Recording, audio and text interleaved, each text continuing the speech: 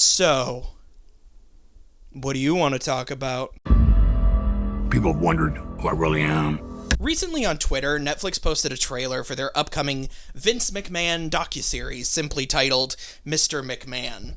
Now, I've known this show was coming for a while, and my initial plan was to remain silent about it until after I had seen it, and then maybe I would make a video if I felt like I had anything of note to say. Then I watched the trailer, and here we are. It basically confirmed what I already feared to be the case. This docuseries will very likely, I could be proven wrong, but I doubt it, very likely it will be toothless in its handling of Vince McMahon, one of the worst humans who has ever lived. And just so there's no misconstruing of my feelings here, I hate Vince McMahon. I think he is an atrocious person who should not be idolized, canonized, or admired in any way, shape, or form. He is one of the few people on earth that you under no circumstances have to hand it to.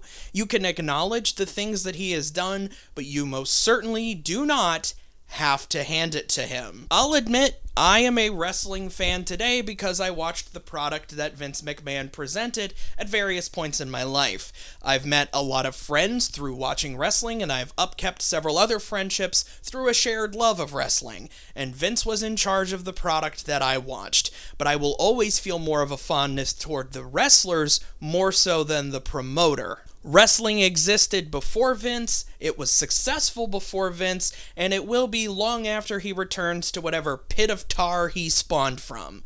Did he bring wrestling to a more mainstream audience? Yes, he did.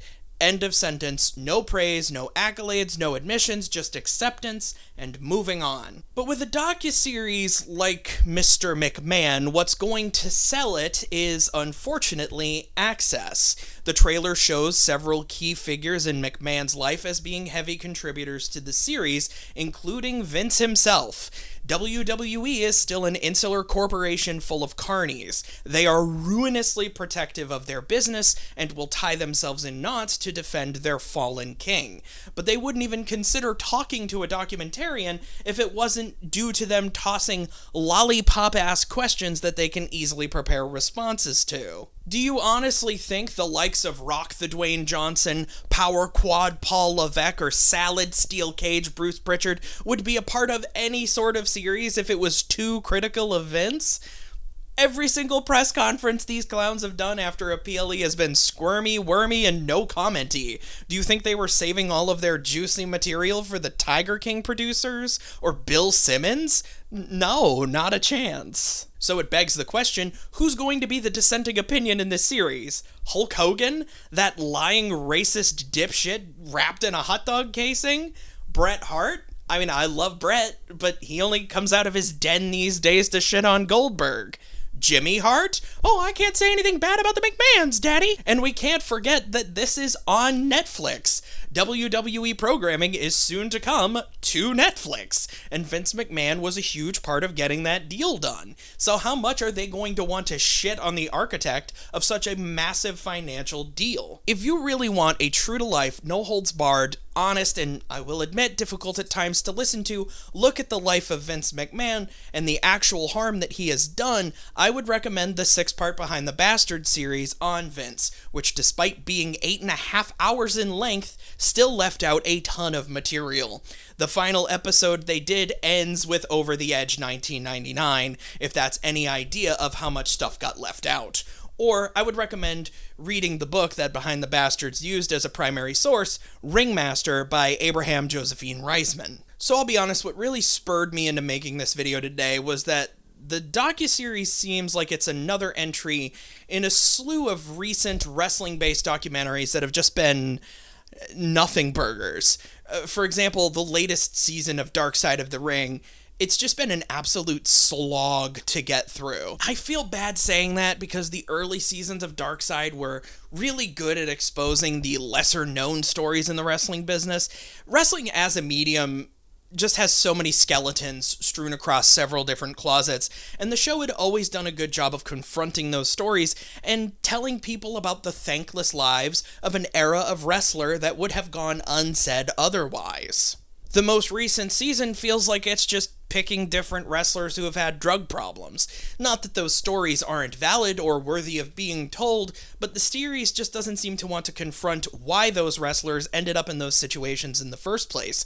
I mean, at this point, it's just Chris Jericho somberly saying that Wrestler X got hurt, started taking painkillers, got addicted, and then got into trouble, as their families tearfully remember how they were really great people away from the ring.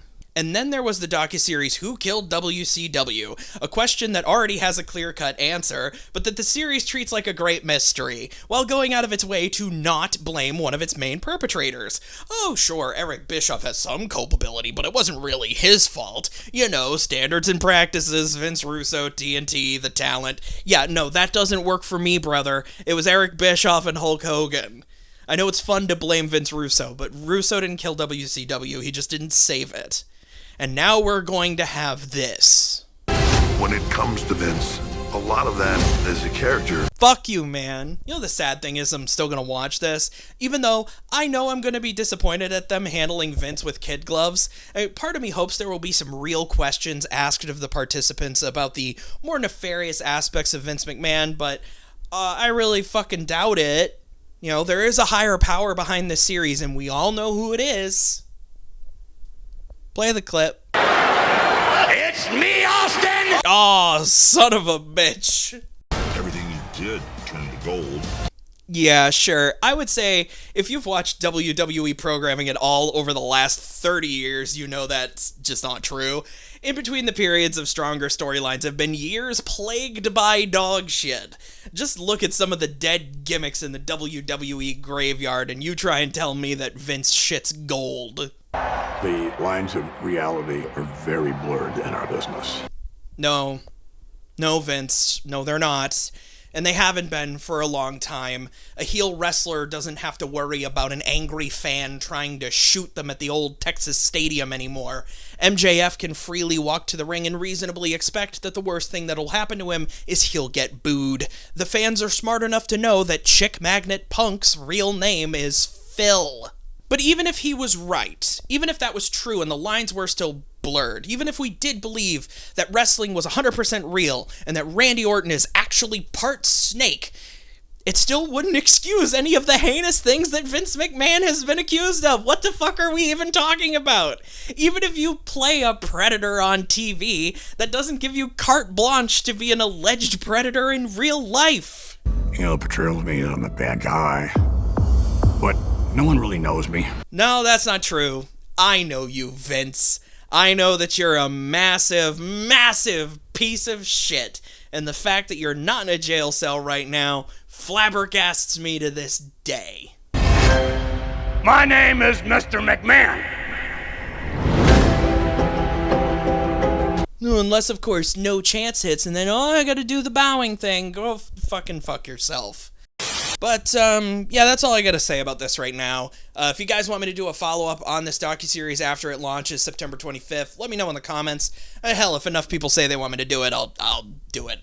I mean, I can't imagine it's gonna be wildly different from what I have predicted it's going to be here, but I'll certainly let you know if it is. So, like, comment, subscribe, Patreon, ChrisTheNerd92, support me if you can, love me if you must. Have a great rest of your day.